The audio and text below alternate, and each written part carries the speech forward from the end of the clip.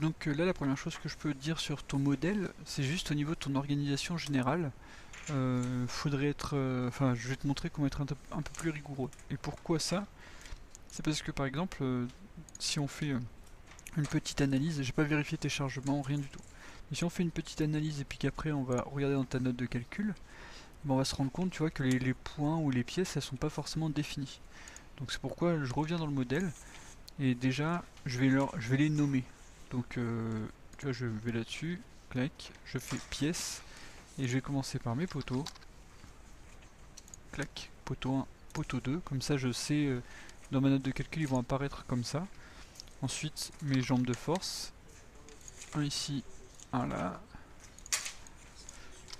arba, clac, clac, entrée, clac. Ensuite,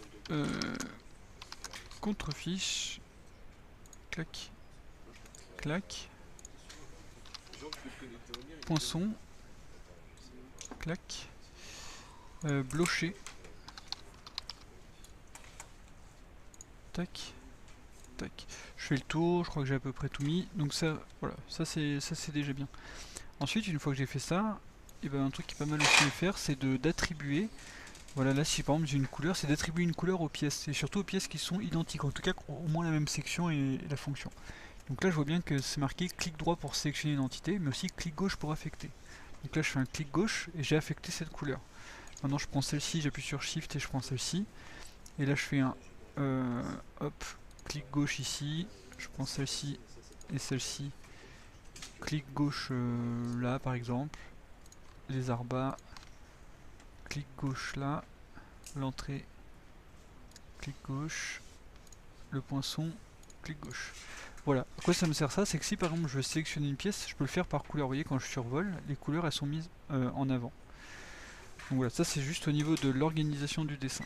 Maintenant, à quoi ça sert d'avoir fait ça? C'est que si je fais mon analyse et que je vais dans ma note de calcul, c'est surtout pour le nom que je dis ça, mais en fait j'ai le nom de mes pièces qui apparaît.